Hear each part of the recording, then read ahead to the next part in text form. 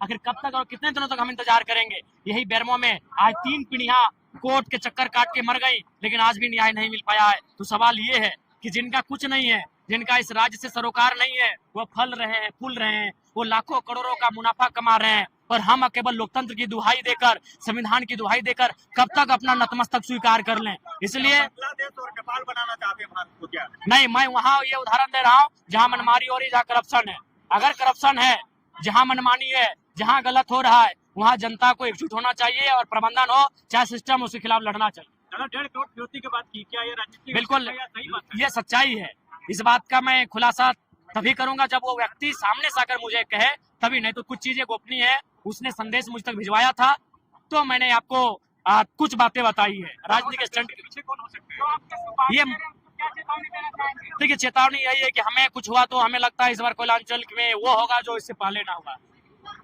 क्या लगता है, क्या अनुमान है कि कैसे लोग ऐसे, जो लोग माफिया जगत में सक्रिय है, जो लोग इस मिट्टी से खनिज संपदा का दोहन कर रहे हैं, जो लाखों करोड़ों का कारोबार कर रहे हैं, तो स्वाभाविक है हमारी आवाज से, और यही नहीं कि हम सड़क में, सदन में भी बेबाकी से बातों को उठाते हैं, तो जाहिर सी बात है उनको अस्तित्व को चुनौती पहुंच रही है, उनके साम्राज्य को, उनके वर्चस्व को चुनौती मिल रही है, तो निसंदेह ये बातें होनी स्वाभाविक है।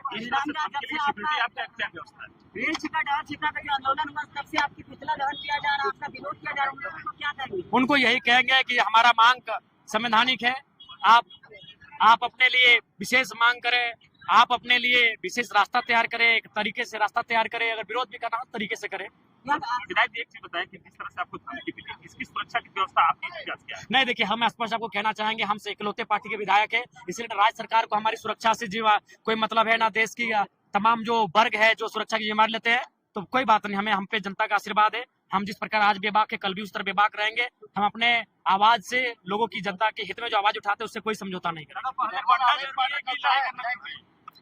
देखिए, लड़ना भी आवश्यक है, क्योंकि समय समय पर आपको इस अग्निकुंड में, आंदोलन की अग्निकुंड में अपनी आहुति देनी पड़ती है, चाहे वो आंदोलन के रूप में या बलिदान के रूप में, वो स्वतः चलता रहेगा। लेकिन आंदोलन को जिंदा रखने के लिए, हक अधिकारों को जिंदा रखने के लिए समय समय पर ऐसी स्थिति सामने आती है जिनसे हम लोग कभी पीछे नहीं हटे। डीपीसी प्रबंधन नहीं चाहती तो क्या करेंगे? आगे हम लोग अगला कड़ा रूप अख्तियार करेंगे। अब हम लोग बंदी की ओर बढ़ेंगे, और बिल्कुल उससे पहले हम लोग प्रयास करेंगे कि समन्वय बनाएंगे, जितने भी विस्थापित समितियां हैं उनको गुलबंद करेंगे, उनको एकजुट करेंगे, और उसके बाद हम लोग एक नया कार्यक्रम प्रस्तुत करेंगे। आज आपके विरोध में आदिवासी समाज आ गया है, इस आंदोलन में क्या आप साथ देंगे, लगता है?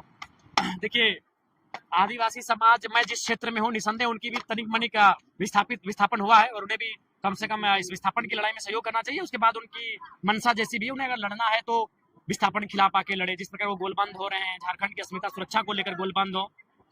आज जब झारखंड राज्य बनना था तो उस समय सभी कुड़मी आदिवासी बिल्कुल भाई भाई का नारा था, मातो मांझी भाई भाई का नारा था। आदिवासियों के सवाल पर बोले तो आपको और सीपी चौधरी को इस्तीफा मांगे, कहा इस्तीफा देंगे? क्यों देंगे?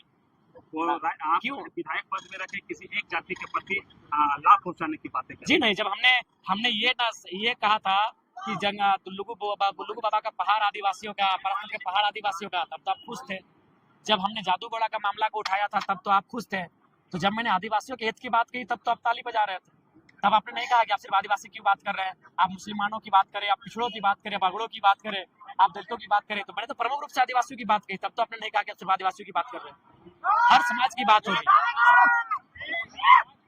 बहुत सारे अवैध वाटर कब्जा है, बिल्कुल, ये बिल्कुल असंवैधानिक है, अनैतिक है और गैर कानूनी है। इस पर प्रबंधन को तो संज्ञान में लेना चाहिए, और जो लोग अवैध रूप से बस बसाव कर रहे हैं, उनके क्वार्टर को, प्रबंधन को अपने कब्जे में लेना चाहिए।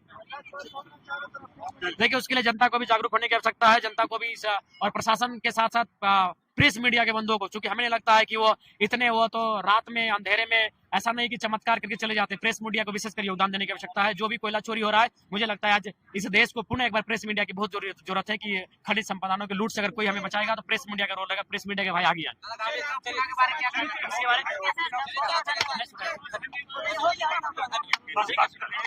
नमस्कार, आदाब।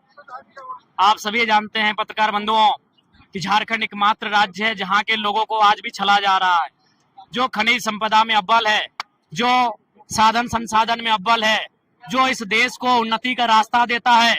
आज वो राज्य नीतियों के कारण, प्रबंधन की दुर्व्यवहार के कारण लगातार छला जाता है, और उसी के क्रम में आज ये जन आक्रोश जनसभा का आयोजन किया गया था। और हमने स्पष्ट कहा है कि आप आज की बात ना सुने। 1990-91 में विनोद बिहारी महतो के नेतृत्व में तमाम उस समय जो विस्थापित नेता हुआ करते थे इस क्षेत्र के, जब जब उनसे बातचीत हुई है तो आपने क्या स्वीकारा है? आपने रैयतों को 75% नियोजन देने की बात को स्वीकारा है, आपने उनको सुविधा देने की बात को स्वीकारा है, आपने उन्हें विशेष रूप से टेंडर में सुविधा देने की बात को स्वीकारा है।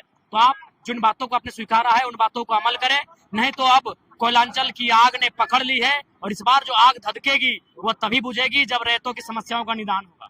लोकतंत्र पर आपको भरोसा नहीं, क्या मारकाट की बात कर रहे हैं? देखिए, मैं फिर पुनः कहता हूं कि मैं खेद प्रकट करता हूं कि मैं एक विधायक होकर इस प्रकार की बातों को कभी कभी मैं कह जाता हूं, इसके लिए मैं दुख और खेद प्रकट करता हूं। लेकिन पत्रकार बंधु, आखिर लोकतंत्र की व्यवस्था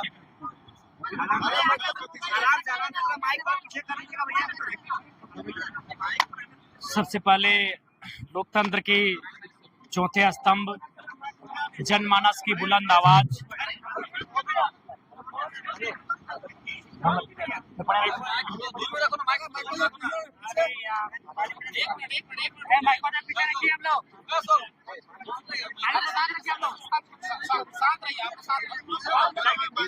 विधायक जी, आप लंबे समय से प्रबंधन को घेरने की बात कर रहे हैं, क्या आपकी लड़ाई किस तरह से रहेगी? सबसे पहले लोकतंत्र के चौथे स्तंभ तमाम मीडिया बंधुओं को जोहार।